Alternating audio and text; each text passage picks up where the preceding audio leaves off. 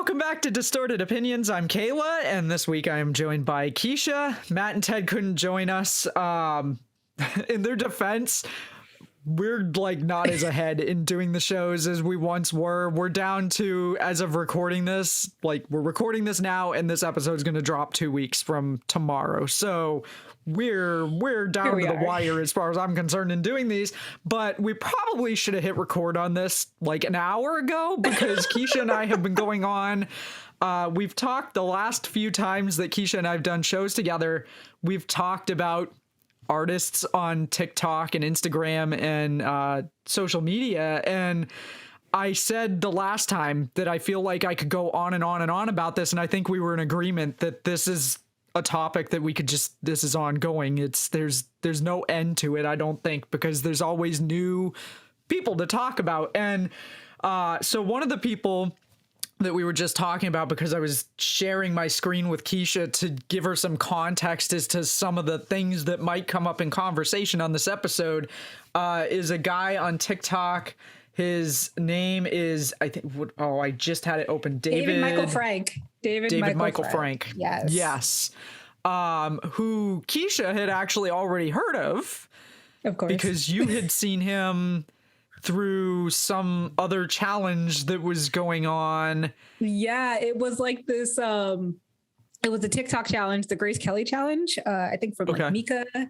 And it's a harmonizing challenge. So you do, you're doing 5 different notes, but singing the same line in different octaves. And what was really cool, it was to see everyone's approach to those, but his in particular stood out to me.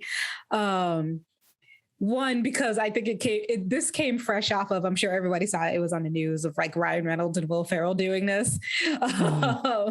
So like by the time whoever set up this, this ensemble of clips, they had his right after, and I knew that this person was incredibly talented, like because of not just the range and how it was his approach to how he did this challenge that I thought was like incredibly powerful. And you knew this person has pipes, they have like deep pipes. It's the challenge itself. You can approach it any different way. It can be like really fun. Some try to get for the particularly higher ranges of this, they like go really high, but he attacked it. He held it. He rolled around with it, and he came back and like rocked out at the end. It was fantastic. So that's how I heard him. And I think I could probably listen to him all day. His voice reminds me of like, I forgot the name. Well, in a way, I forgot the lead singer from like AFI, Jared Leto. Like that's kind of what I'm picking up from him. I get a pop punk vibe from him, big time. Yeah, sure. Yeah. And I love it because part of me kind of misses it. Who else? Forgot the lead. This would be terrible because I love this band, Fall Out Boy, the lead singer from Fall Out Boy. That's another person that I kind of get when I hear him sing. But I was just like, I didn't realize how much I miss that genre of music until we started listening to some of his songs. I was like, wow, I need this to make a comeback because it's so good. Yeah, and actually, and I have listened to an insane amount of his songs through his TikTok videos that he's posted. And one of the things that I saw, so he's also in a band, and his band is called, hang on, I just had it here, Future Sunsets. And so he had a whole bunch of videos that were clips.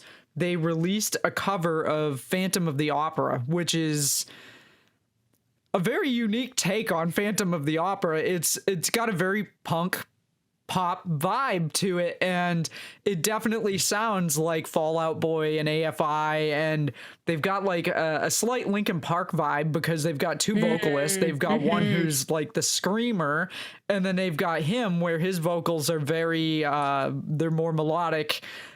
He has range. He does. we were just watching one of the videos that he has on TikTok is him doing a cover of Celine Dion, My Heart Will Go On from Titanic. The greatest. And very, very impressive.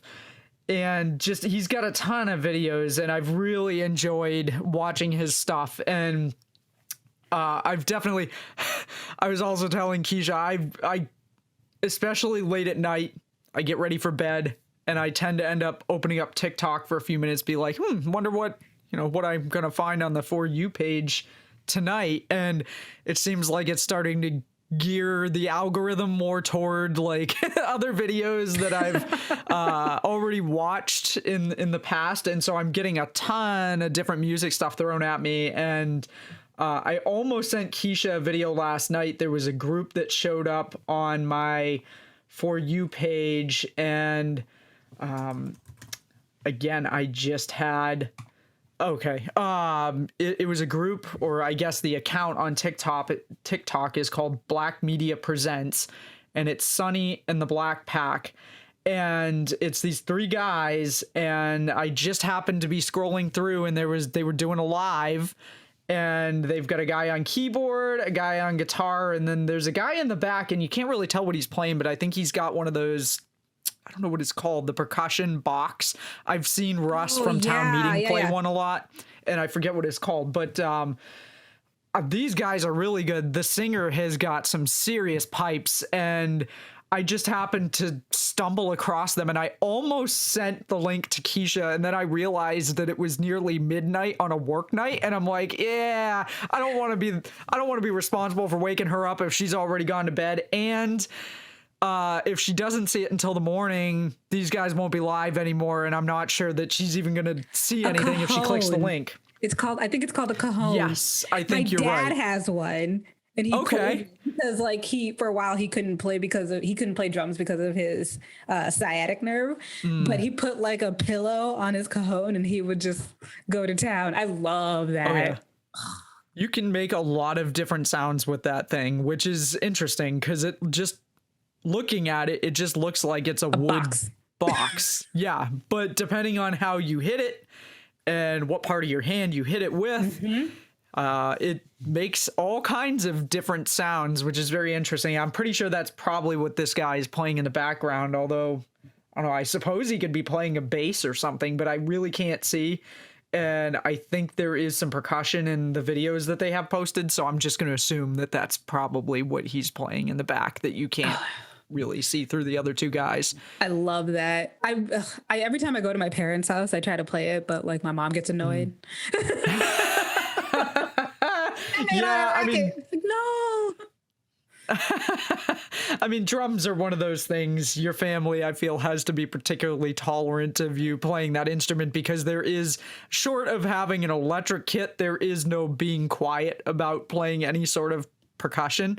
Right. Right. So, yeah, if your family doesn't want to hear it. Yeah, my dad has an electrical set, and that's what he typically practices on nowadays. Because it's not as noisy, but I kind of miss him practicing. Like I miss hearing it, But it's how their marriage has lasted for so long. Compromise, yeah, for sure. Sound compromises. For sure. And speaking of percussion and cajon, or cajon, I don't know how you pronounce it. I don't. I'm probably butchering it. It's spelled Cajon, right? Yeah. I want to believe it's I always call it cajon, out there, correct us. Feel free. Yeah, if somebody knows, send us a voice message. So not quite the same kind of instrument, but similar concept. And I was showing Keisha some videos from this particular person, as well as we listened to. We did a sneak peek of my song of the week because I feel like it's not, this guy's an independent artist. He's not well known. And to give a little context so that it's not like I'm just talking about it and Keisha has no idea, what I'm talking about, who this guy is. We listened a bit to the song that I'm going to pick, but this guy, Cam Steen on TikTok, and his handle is Cam_Steen, Steen. And he plays a what did he call that thing? I don't even remember what he called it now, but it's like a hand pan? It's like a hang pan. Is that what he They call called it a it? hand pan, but it's called a hung or something like that. Okay. And it is part of the percussion family. So Right. it explains so much. And it says it's like based out of Switzerland, which I thought was Switzerland, really? That's like, not what I would have thought. That can't be. But it's obviously taking influences off of like Caribbean drums and stuff like that. Right. Clearly. Right. But I was like, is this right? I'm giving it side eye. Like, this information can't be correct. Odd, but maybe. But he has like probably some of the most unique stuff that I've heard in a long time, because I didn't even know what a hand pan was until I stumbled across this guy's videos, and it's really cool because it was created in Switzerland. Really? Not what I would have thought. All right, that's cool. If you don't know what a hand pan is, well, no, I was going to say you're going to find out in the song of the week, but you're not, because I don't think that song has hand pan in it. Look it up. So just go look up hand pan. Better yet, go look up Cam Steen. You don't even have to, if you're not on TikTok, just look him up on Spotify and you'll find plenty of his stuff. But a hand pan, it's basically, it looks like a big metal bowl, and it's got dips and pieces that stick out, and again, depending on where you hit it, like, you wouldn't expect it to make the number of different sounds that it makes, but watching his videos, you could do an entire song with a whole bunch of different ranges of sounds just from this one instrument. And the really cool thing is, at one point somebody had asked him if, because I guess they make different sized hand pans and they must make them out of different materials, and so if Ted were here, he could probably tell us a little bit more about the percussion side of things. He's turning us out right now. I want to believe that he's going to be listening to this, and everything we talked about, he cannot wait to correct us. I know. Shout out Ted. Shout out Ted. We wish you were here, because I'm sure he would have some more information for us on this particular percussive instrument. In his antique shop in Ted's corner, let him educate us. Right, exactly. But this thing is super cool. He had somebody ask him if they all make the bing bong sound, which I guess is the best way you can describe the sound that they make. It's like a bing bong, the way you hit it. But one of the cool things is, if you watch his videos, sometimes he'll hit it and then he'll press down with his finger on the top, and it almost makes like what I would equate to being the sound of a bend on a guitar string. It makes like a bend sound with the hand pan, and it's really cool stuff. He's got a lot of really cool music that it doesn't just have hand pan, but it's hand pan kind of centered, and then he's got guitar in there as well, and I'm sure he's got some other instruments. It sounded like some of his stuff had maybe some electronic mix kind of built in with that, but the hand pan stuff's just really cool. I can't get past. It makes a really cool sound. Yes, yeah. And it does. It sounds like some like a Caribbean drum percussive instrument that you would hear in Caribbean music, but it's not the same thing. No. It's very different, and apparently made in Switzerland. Takes its influence, but at the same time, I didn't think Switzerland. I was thinking more we're going into like Asia. Right, that's what I was thinking. I went. Right, me too. It could be because of the sounds that it could be the influence of sound that he was going for. Like, I think that's kind of his genius, is that he took something that we would relate to, that same sound. And because maybe of his musical influence, he was able to kind of bring us somewhere else. And it's so cool. And I agree with you. Like, he was putting his hand down, and not just to create different sounds, but it's also to like stop a sound in one area so something else comes out. And I thought that was like wild. I was like, oh my gosh, I have to go back and watch more. And again, I know Ted's like turning us out because he's going to tell us exactly what was happening. But I thought that was incredibly fascinating, that I would never have guessed it was Switzerland. Because I think it has to do with his influence. Oh my goodness. Right. Loved it. I'm going to send him a DM and be like, what's your inspiration? Because it's so cool. I mean, it'd be cool to see if maybe we could get him on the show at some point. Right. I don't know where this guy's based out of. All I know is he's got some really cool. I feel like he's here in the States, but I'm not 100% sure. And I don't know if he says, I mean, I haven't watched a ton of his videos. Like, I don't know if he says at any point, but he's got all kinds of stuff. Like, he plays the handpan, he plays the guitar. He's got, he should do movies. What is that, a whistle or something? Like, he should go into movies. I need him to be Hans Zimmer. Like, I need him to be like, I need him to do that. Yes, for sure. Like, can you compose for like anime series or something like that? That's my dream. My dream for him. I don't even know this cat, but like those couple of clips, I was like, oh my gosh, like your future is incredibly bright. Yeah, no, and it brings up an interesting point because, I mean, at the point that this episode's dropped, it'll probably have been about a month ago. At the point that we're recording it, it was just last week, but, in one of the episodes that we did, we talked about, Foy, and I had posted, I know what it was. So Sanjay had he's got a new single that's about to come out, and so he's been posting video clips of the video for the single. And so Sanjay, I shared the video that he had posted and let any of our followers on Instagram know, like, hey, we talked about Sanjay in this recent episode. He's got a new single coming out. Go check it out. He's awesome, like really awesome stuff. And Sanjay saw it and he messaged me and he was like, thank you so much for talking about me on the show. And he wanted to know if he could take a clip of us talking about him and share that. And he did. And he shared it with a whole post about how being an independent artist right now, like, don't get discouraged because the internet has changed the game for independent artists. And we've talked about this, and this is where if Matt were here, Matt would be going on and on about A&R reps and how he can't stand A&R reps, but forget about the A&R reps. You don't need A&R reps when the internet exists, because all of these people we've been talking about, as far as I'm aware, none of them are signed to a label or anything. They're all recording their music.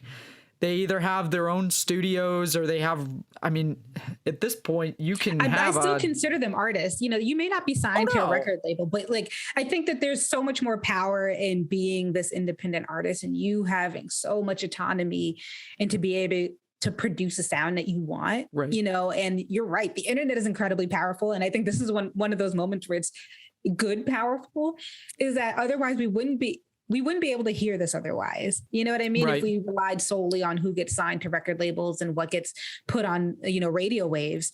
I love the internet for this aspect because it's like, I would listen to some of this more if I knew it existed. So I'm so happy to all these artists who like just are bold enough to put out their content and think of, hopefully they're viewing success as that. It's just the amount of people, however large or small, hear it. That is such a huge win, because think about all the artists in the past who probably didn't have this massive tool to be able to like use it. And even though they were talented, even though that they were incredibly like gifted in their instrument, they couldn't really showcase it as much as people can now. So God bless everybody who can do this. Y'all are talented. Right. And I wasn't by any means trying to imply that not being signed to a label meant that you were less of a musician or an artist. But my point was more or less that there's so much great music out there. Yeah. I was agreeing, elaborating. Okay. All right. I just want to make sure I didn't want our audience to think if anybody thought that's what I was implying. That's not what I was implying. No, I think we were really happy about the fact that like we love the fact that they're doing this, because we don't know if we would be able to hear them any other way. Right. I mean, let's be honest. If it weren't for the internet and Instagram in particular in this situation, I would probably have never ever heard of Sanjay, because Sanjay's based in India, and I feel like around here, unless you're signed to a label here in the US, you're not getting radio play around here, and people aren't going to know who you are. And it really, internet and social media have really changed the game for artists all over the world, to the point that, like, and again, if Ted were here, I'm sure Ted would be able to talk to this too, because I know that Ted has discovered a lot of artists in other countries through YouTube. We've talked about Ted listens to a lot of his music on YouTube, and it's very similar to the way Spotify works and the way TikTok works, where you finish a video and it recommends similar videos. So if you've just listened to a music video or an artist on YouTube that you enjoyed, it's probably going to suggest somebody similar to you. And then before you know it, now you've listened to a whole bunch. And that's kind of how it's been for me on Spotify. I'll listen to an artist, and like probably an artist that I found through TikTok or Instagram that I'm like, oh, this is a really cool song. Let me go see if this is on Spotify. And I listen to it. And then next thing I know, they're suggesting to me more songs from that artist or more songs from a similar artist. And now I've got all these songs in a playlist from all these artists that I wouldn't have otherwise ever heard of, and probably never would have listened to their music. So it's a really interesting time that we live in. And so many people are able to record high quality music in their own homes now. Like, you don't need a record label to supply you with a studio, because everybody's got a computer now, and you can get recording software and run it on pretty much any computer. And if you've got good microphones and you've got a good space with, good acoustics, or even, I don't know, maybe the acoustics don't even matter if you're playing, because a lot of guitarists now are using the digital effects and they're going right into an interface into their computers. And, that's an area, again, we've talked a bit about in the past, that I'm not real familiar with. And in this situation, I feel like I'm very old school, because I'm like, I'm like Ted is the old person in this scenario, where it's like, I'm still very much using regular effect pedals on a pedal board, and I'm using an old tube amplifier. And if I wanted to record something, granted, I've got GarageBand and I've got Adobe, I forget what Adobe's audio editing software is, because I haven't used it in a while, but I've got audio recording software that I can use on my computer. But I'd have to put the microphone that I'm using right now in front of my amplifier to be able to record the sound of my guitar going into it. Whereas a lot of guitarists now are using these digital interfaces. They're going right into that, and they've got all of these different sound effects at their fingertips, all these different, the equivalent of pedals. They've got all these effects that they can do going right into the interface. And it's just incredible to me, the setups that people have and what they're doing and the sounds that they're getting. But I can't even pretend to begin that I have a full understanding of how any of that stuff works, because like I said, in that regard, I'm very old school, where I have physical amps and everything. And I feel like a lot of people have moved away from that. And it's even like, it's kind of mind-boggling me even to think about musicians playing in a live setting with setups like that, because like we've talked about that too, and I forget who it was, but I believe it was the episode that we had Joda and Ray on, and it may not have actually been a conversation that happened during the show. It might have been conversation we were having either prior to or in between, because we recorded 2 episodes with them.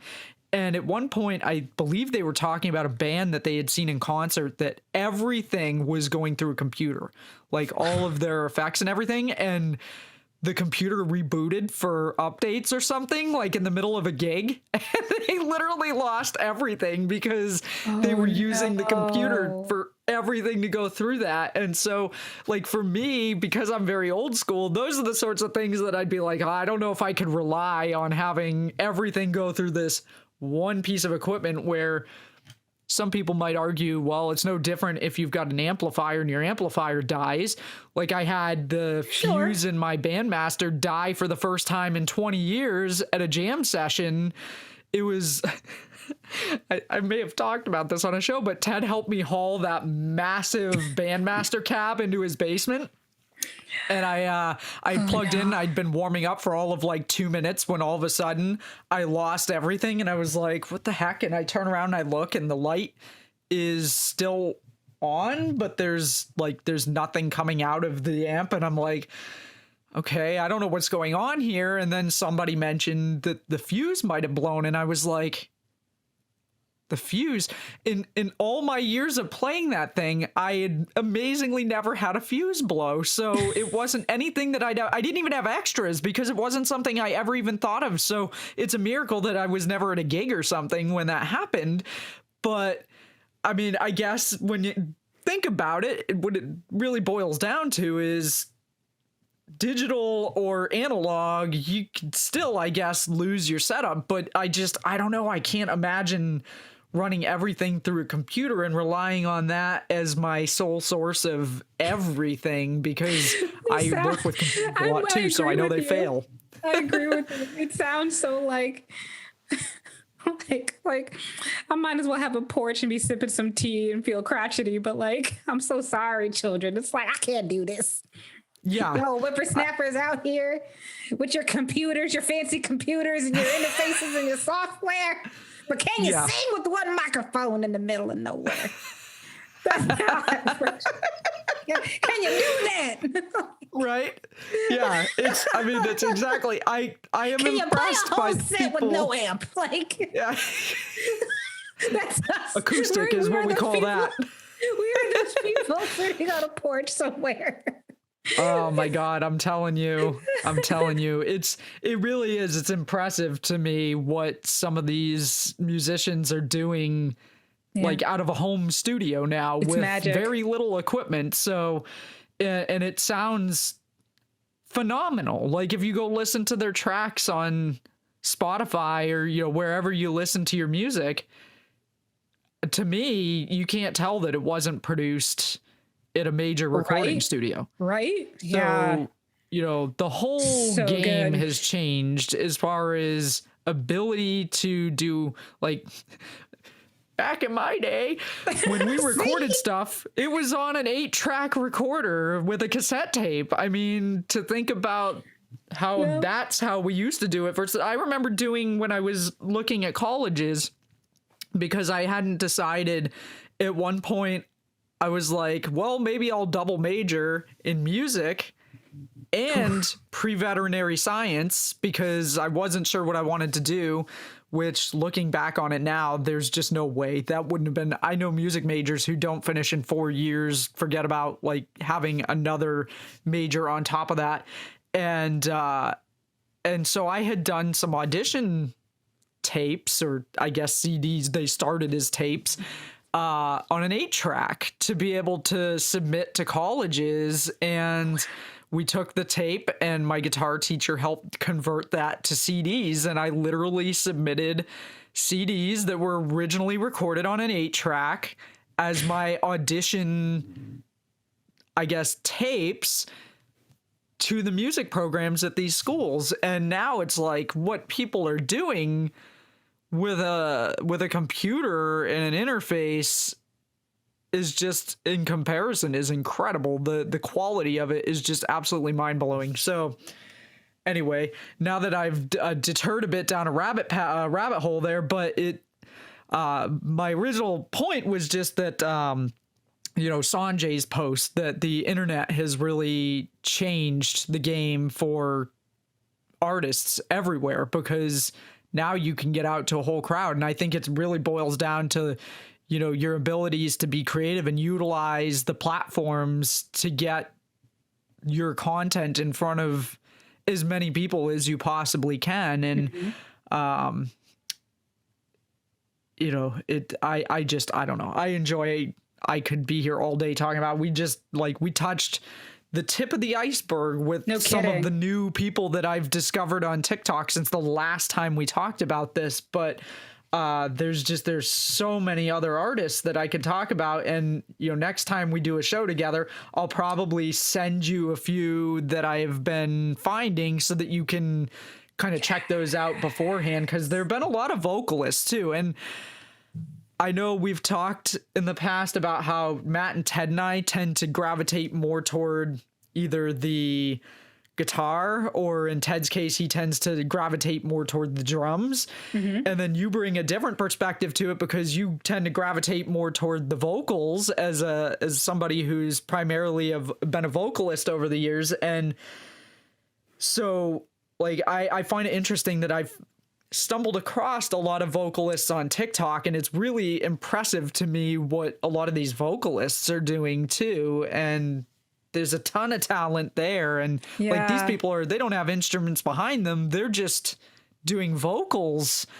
And that is their instrument. Incredible. What they're able to, that's the thing that they're controlling is their vocal cords. And I have to say, like, some of my favorite vocalists are also are instrumentalists. Because they tend to, if they're very strong in vocals, it's because they can play an instrument, because that's how that's pretty much how you're learning, like, how to sing different sounds. One random thing, I watched this movie. Who's in it? Oh, it's called The Soloist, and it's with Jamie Foxx and Robert Downey Jr. It's based on a true story, but Jamie Foxx plays piano. And the character he was playing plays the cello. Jamie Foxx does not play the cello, but he learned to play the cello because he can sing. So they use numbers. So they're like 1, 2, 3, 4. So he would use that so Jamie Foxx could pick up on the sound that he was supposed to make on the cello. Wow. So I was like, that's wild to me, that they would.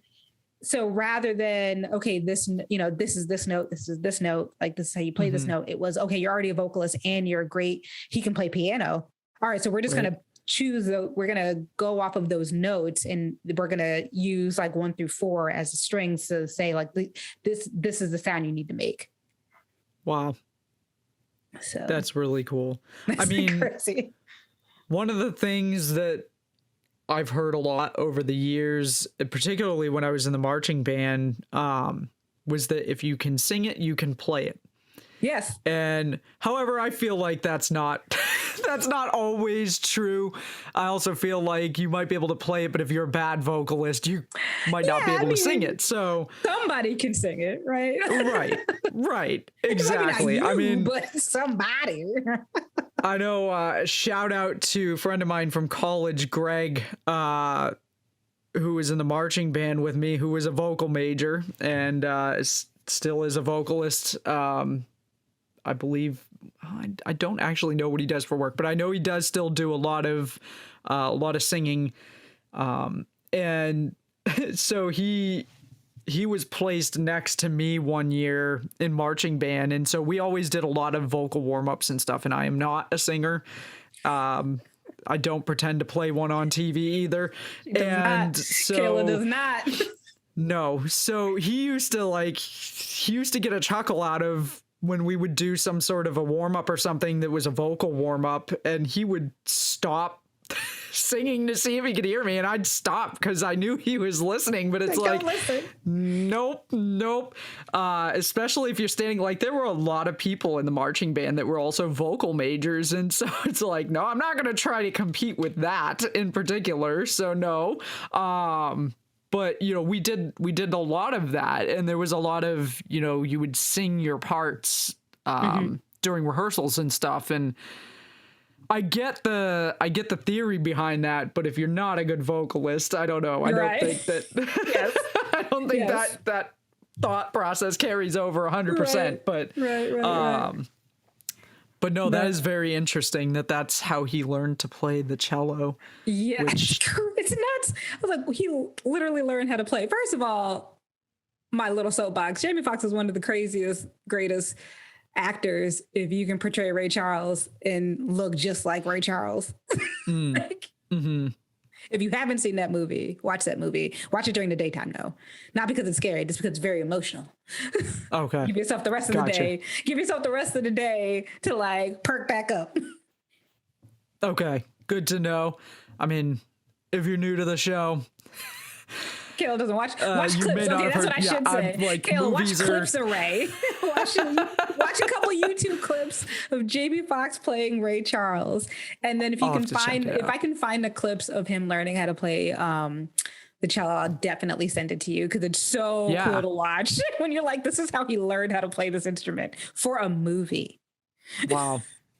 Yeah, that's talk about commitment. Mm-hmm, mm-hmm. I think most people would pretend to play and they'd have somebody else play the actual parts during the soundtrack, but that's really awesome. If you do see those, let me know because I'd love to see them.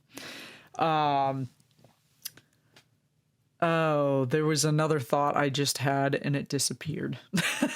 Because we got on singing. I was like, I don't do that.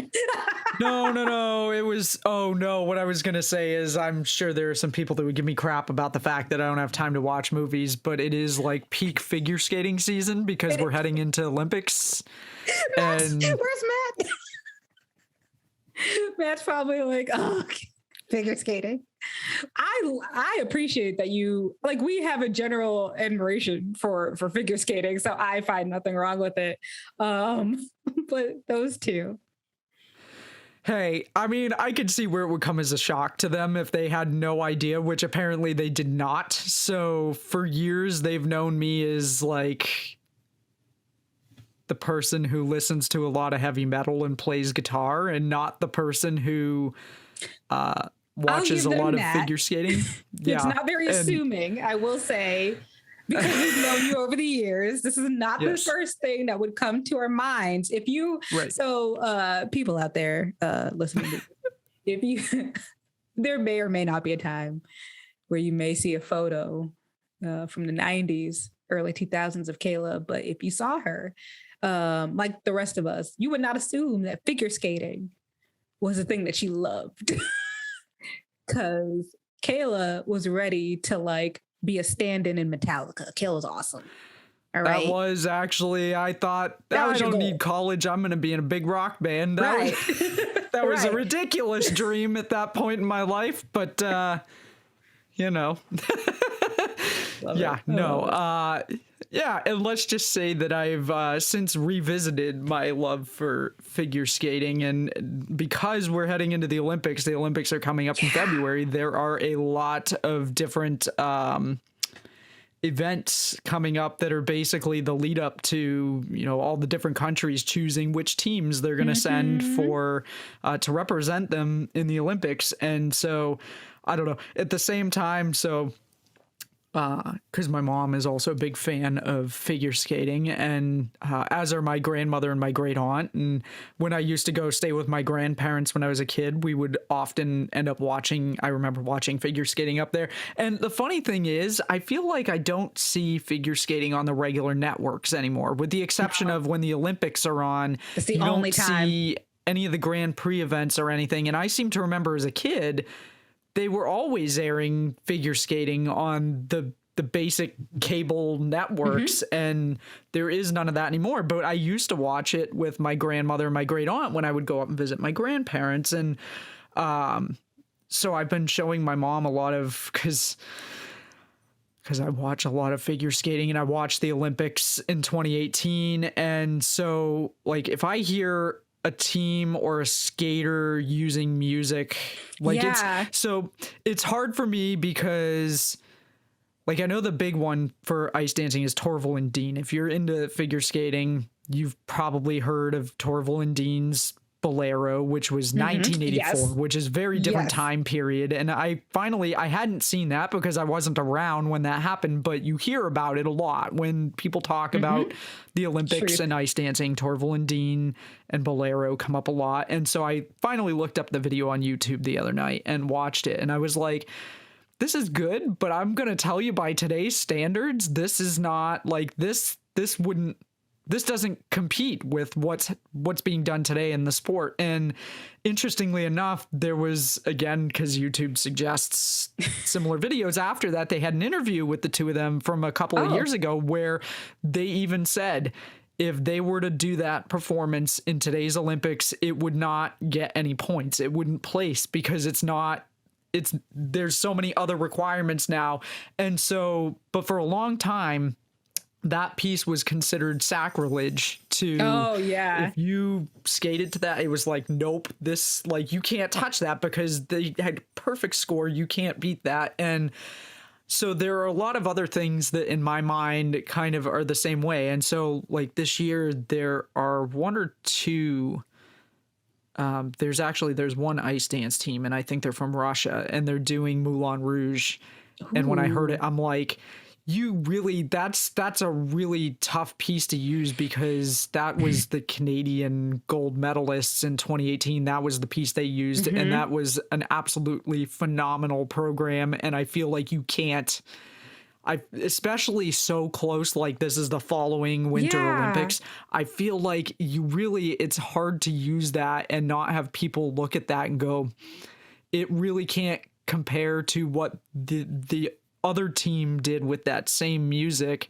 Like I have a hard time in general just watching ice dance and finding a team that I feel is as good as the Canadians that won in 2018. Like phenomenal pair of skaters. They've since retired, but anyway, now that we've gone down yet another rabbit hole, but my point there was just, I can't wait. Like it's going to be so exciting. For Winter Olympics, like exciting. I look forward to it. And this is the first year in a long time that I've watched all the Grand Prix events that lead up to it. So I've been DVRing all of the different events that have been happening to kind of like see who's who and get a feel for, I mean, I can tell you right now that at least in ice dance, well, I could probably tell you in all the different skating events who the, I think, expected gold is going to be for each of them. But in ice dance, it's probably going to be the French team, which they got silver in 2018. They were good, but I feel like I feel like it shouldn't have been as close as it was. And they're good now, but I look at them and I'm like, yeah, it still doesn't compare to the Canadian team in 2018, where it was just an absolutely spectacular performance. One of the few that I feel everything went perfectly with the music that they chose for their performance. So, oh my goodness, I hit the wrong button because I got hit with a cough. Sorry, I was trying to mute myself and then I stopped the video. And we're back. But so I mean, I always look forward to just hearing the musical choices with skating, and there's such a wide variety of things, especially this year. You've got everything from Elton John to like more hip hop type music to pop to blues. It's all over the place. I love it. Yeah.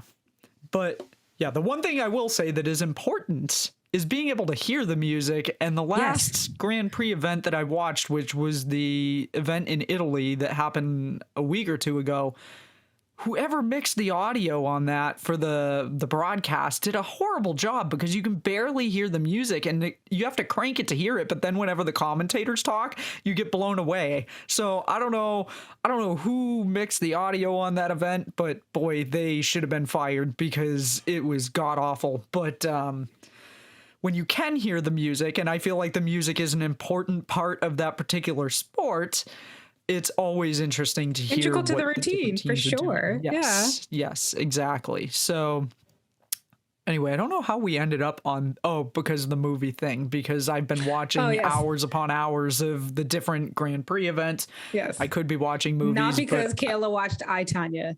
It's definitely not what it happened. Have not seen it. Haven't seen it. Don't even know. What is that on Netflix? I, Tanya, it should be. You should be able to rent it. It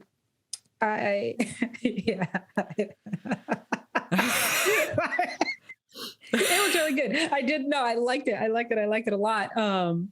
mainly because I like a lot of the actors and actresses that are I'm a huge Allison Janney fan. So but yeah. Figure skating movie. I'll look for it. Yeah. I don't expect Kayla to watch I would never expect Kayla to watch an entire movie. It's just like, have you seen that clip from the movie? No? I think you and Matt might have been talking about this a few weeks back, and I hadn't even heard of the movie until I think we did, yeah. Until you guys brought it up, and I still haven't seen any clips or anything from it. Which, on a slightly unrelated note, speaking of Matt, I just have to bring this up because I chuckled. I was making dinner earlier, and the TV was on, and I heard Home Depot has a Christmas commercial now. Lord have mercy. And it is the jingle, but with a Christmas twist. And all I could think of was like, wow, I wonder if Matt has heard this new Christmassy version of the Home Depot jingle yet, because he has. I bet he has. I think. I'll bet it would be his holiday song of the week pick if he could pick it. Anytime I hear that now, when the commercial comes on, I laugh. But it comes on now like 5 times, because if you're watching any game on Sunday, you're just like, Home Depot is bound to show up. And now it's like I can't get through without laughing to myself every time, because I'm like, this is this man's theme song. Like, he loves this tune. I feel like I'm more in tune to it too, where before I might have heard it and it wouldn't have really registered with me. Now I hear it and I'm like, we care. Now we really care. We're invested. We're invested. Oh yeah, it's all Matt's fault. Yeah, that's Matt's fault. Yeah, but there's a holiday twist on it now, which I wanted to mention because I heard it earlier and I was like, oh, I got to bring this up during the show, and I was hoping Matt might be here, but Matt was not able to make it. So, hey Matt, thank you so much for now tuning our ears to the Home Depot jingle every time it's on. We love it. Oh my God. And I bet everyone who's listening, who's caught a glimpse of these clips of Matt talking about the Home Depot jingle, they probably also thank you too. Are you in tune to it now too? Yeah, right. I'll bet you are. So yeah. But anyway, I feel like we are very quickly approaching an hour already here. And I know there was one other thing I was going to talk about, but I feel like I'm probably going to back burner that again, because that could end up being another half hour of us talking about that. But maybe now would be a good time to go into our Song of the Week pick, which I just assumed that you probably had one, but I didn't even think to ask you before we got started. We always do this. We've been on a run now where, because of the nature of our conversation, I always end up changing it, because I swear I have like, if I get asked to do a show, I usually just pick something that I've listened to within like the last 24 hours, because it's fresh in my mind for a reason. But then it's like, after our conversation, I'm like, now there's like all these other things that are running through my head. I'm like, why would I choose that song today? Like, it makes no sense. So, but yeah, I did, because how we started with David Michael Frank, what I was thinking about was, we were talking about like pop punk, but specifically with these harmonizing and creating these different sounds. And we joked about auto tuning. It's like, you're self auto tuning your voice. And I brought up that there was an artist who was doing this well before, and a lot of people were sampling their music. And I can't say they were the only one, probably just the one that I can remember. Because I think I had multiple of their songs, and it was Imogen Heap, Hide and Seek. The singer, I think her name was Frou Frou, but like that sound when you hear the song, first of all, it's been sampled for, I forgot, like whatever hip hop track it was, but this particular track, I believe, is entirely auto-tuned. It's amazing. It's so good. But it was like early on, I can't remember the year it came out, but I remember being in college. And if I had to pick a vibe for like my entire college career, it was definitely Imogen Heap. And I'm sure there's going to be a lot of people who probably relate to that. And some people may be giving me a side eye, but it's the truth. All right. It's the honest, transparent truth. If I had to pick one particular sound that really encapsulated my time in Rhode Island going to college, it was Imogen Heap. Okay. Yep. Hide and seek. I know I've heard some Imogen Heap stuff, but I probably wouldn't know it unless I listened to it again. Yeah. Hide and seek. I know I haven't heard that one. Mm-hmm. Okay. Well, I will hear it after I edit this episode because I'm going to have to listen to both of the songs for this week. So I will definitely check that out. Before I go into my Song of the Week pick, just a reminder that we have a Spotify Song of the Week playlist, and we put all of our picks every week into that playlist. We put the link in the description to every episode. If you're watching the video version of the show, we also have a Spotify scan code that we'll put on screen. And all you have to do is open the Spotify app on your phone or mobile device, tap on the camera in the search bar, hold your device up to the screen. It'll scan the code and take you to the playlist. We also, as of the last episode, have a playlist now for our artist review segment that we're doing, the music review. Which doesn't have a lot in it at this point because we've only done 2 songs. However, I've had a number of other artists email me about talking about their songs on the show, and I'm hoping to also get them to come on to the show with us. So that's all still being worked out. So hopefully that list will grow shortly, but for now there are only 2 or 3 songs in there. So we do have playlists for both, and when we have that segment, we'll put the scan code up on screen for that playlist as well. But I can also, I guess, go ahead and link it from now on in the description for anybody who wants to check out that playlist. So the scan code we're going to put on screen for this episode is for our Song of the Week playlist, and that's got a ton of songs in it, and it will have this week's picks too. So with that, my Song of the Week pick shouldn't be a total surprise because I kind of hinted that that this artist was going to be a song by this artist. And that song is called Open Windows, and it's by Cam Steen, who we talked about playing the hand, the hand drum, hand pan, bowl, hand pan. This particular song I don't think has any hand pan in it, but it is a very cool song. I've been listening to it quite a bit. It's very, I feel like it fits into the Summer Vibes playlist that, if I had heard this sooner, it would have been part of that discussion that we'd had a couple of months ago when we were talking about summer playlists, because I feel like this fits right into that playlist. And it's a simple song.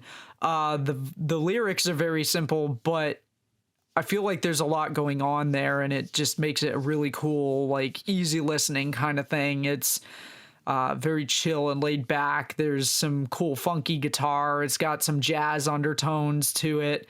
And then he's got a lot of other songs that are very cool as well that you can go listen to on Spotify, and pretty much anything off of his 2020 album Jelly Bean Funk has is cool stuff. That's a lot more, funk sounding, obviously, from the title of the album, but very, very good stuff all around from Cam Steen. This song in particular is one that I keep coming back to it because it's such a cool tune to listen to. So definitely check it out. Check out some of his other stuff on Spotify. If you're on TikTok, go check out some of his videos, because he does a lot of informational videos on the hand pan and the different sounds. And yeah, they're very cool. Plus he does some guitar videos and stuff, but the hand pan stuff is really cool. So my pick for this week is Open Windows by Cam Steen. It's a single. There's nothing else on that album. The album is Open Windows as well. So check that out. We'll put that into the Song of the Week playlist along with Keisha's pick. And with that, I feel like we could be here all night talking about this stuff, but we probably should call it a night on the episode here. And I'm sure we'll revisit this next time we join up to do an episode, which this episode I think is actually going to drop right after Thanksgiving. So believe it or not, we're heading very quickly into the holidays. Yeah, hope everybody had a safe and happy Thanksgiving. Right? Had lots of good food. Yeah. I hope your didn't go- turkey was cooked correctly. Yeah. I hope your house didn't burn down because someone tried to fry it indoors. Oh God. I hope you had plenty of cranberry sauce. Yes. I hope you didn't run out of pumpkin pie. Yeah. I could give or take the pumpkin pie, but the cranberry sauce is a non-negotiable for me. Right? That's Thank you. Thank you. Thank you. Now, are you like cranberry sauce from a can or cranberry sauce like homemade? Which camp are you in? Well, Because they are two different camps apparently. yes. So for a number of years, I was a canned cranberry sauce person, only because I didn't realize how simple it was to make homemade cranberry sauce. But they are very different, or at least the recipe I use to make cranberry sauce is very different than what you get out of a can. Even if you get the whole berry cranberry sauce in a can, it is not the same thing. However, I do like, and I don't think they make it anymore because I haven't been able to find it. Ocean Spray had a raspberry cranberry sauce that I used to really enjoy, and I can't find it. I haven't been able to find it. And even when I knew they were making it, I couldn't find it around here, but I could find it in Maine. So if I went to visit my grandmother, I could find it at the Shaw's up there, but I couldn't find it at any of the grocery stores here, which I always thought was kind of weird. But no, I'm now more of I won't turn down either one. I prefer whole berry, which I know is not always the popular choice between canned cranberry aficionados. But now I am very much a homemade cranberry sauce fan, and I do make my own, and it has whole berries in it as well because I use a whole bag of cranberries, and I'd like to leave some of them a little bit intact for texture, I guess.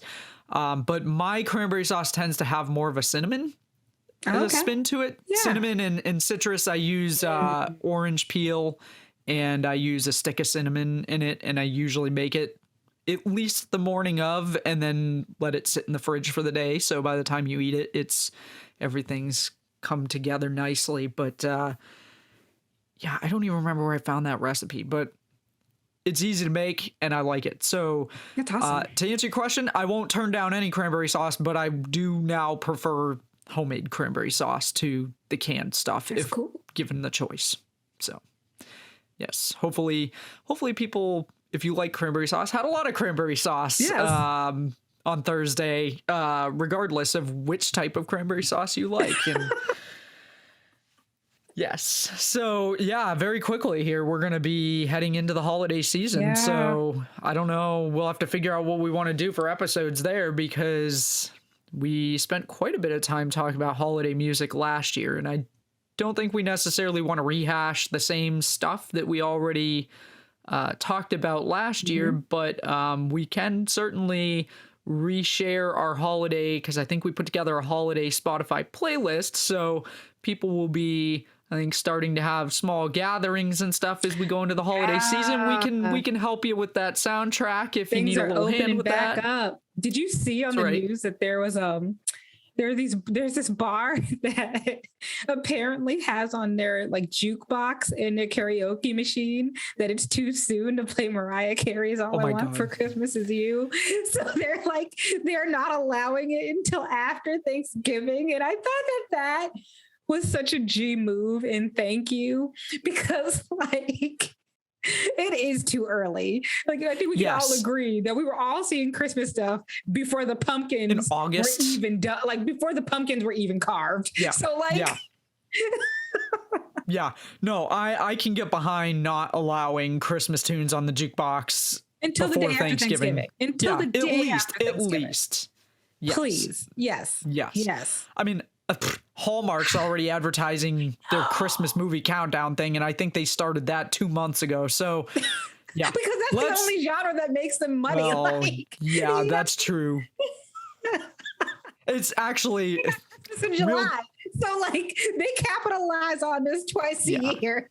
That's true. Actually, I do remember going into a paper store a few years ago in July, and they were playing Christmas music, and I was like, why are they playing Christmas music in July? And then somebody pointed out to me the Christmas in July thing, and I was like, Oh, okay. And it's a Hallmark store. So, Yep. okay. I guess that makes a bit more sense, but still, come on. I mean, it's July.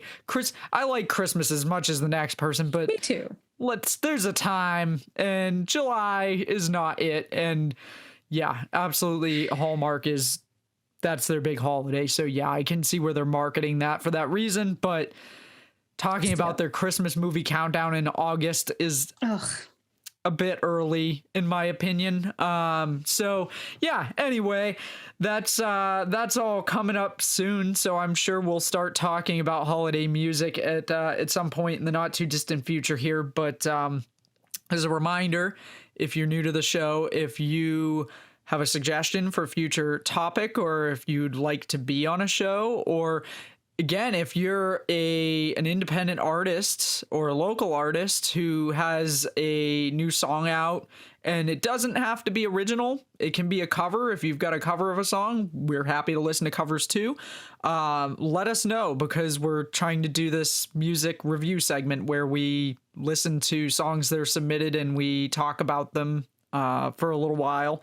And there are a couple ways you can get a hold of us to do that. You can leave us a voicemail at our Anchor page, which is anchor.fm/distortedopinions. We also have links to our social media platforms on there, or you can just search for Distorted Opinions on Facebook, Instagram, or TikTok. We are also on podcast platforms pretty much everywhere. So if you're watching the video version of the show, you want to be able to take the audio only version on the go, just search for Distorted Opinions on your favorite podcast platform. We are, if you're listening to the audio only version, we also do a video version, and you can find that on YouTube, which I'm not going to post the link to that on screen because it's a really long, ugly URL. But again, if you're new to the show, we have a challenge going on right now, and we're trying to get to at least 100 subscribers, which would allow us to get a custom URL. And at 100 subscribers, Matt has promised that he will go play the Home Depot theme on his guitar at an undisclosed Home Depot location, and will share the video with us. And if we get to 150 subscribers, he will do it wearing his wife's Ugg boots and a skin tight pair of shorts and a tank top, which would be humorous, I suppose. But we need to get to 150 people for that to happen. So if you want to see that happen, be sure, even if you only listen to the audio only version of the podcast, we're halfway there. Go search for Distorted Opinions on YouTube, hit the subscribe button, tell your friends and family to hit the subscribe button so that we can get to that goal, make a nice custom URL, and get to see Matt play the Home Depot theme in a Home Depot, and hopefully not get kicked out of said Home Depot, but who knows. And then the other way you can reach us is via email at distortedopinionsshow@gmail.com. You can leave us a comment on any of our social media platforms as well. We're pretty responsive no matter how you choose to get a hold of us. So with that, thank you for tuning in. Keisha, thank you again for joining me. Thank you for having me. Yeah, you're always welcome to join me on the show. So with that, we will see everybody next week with an all new episode. Thank you for joining us this week. We'll see you then.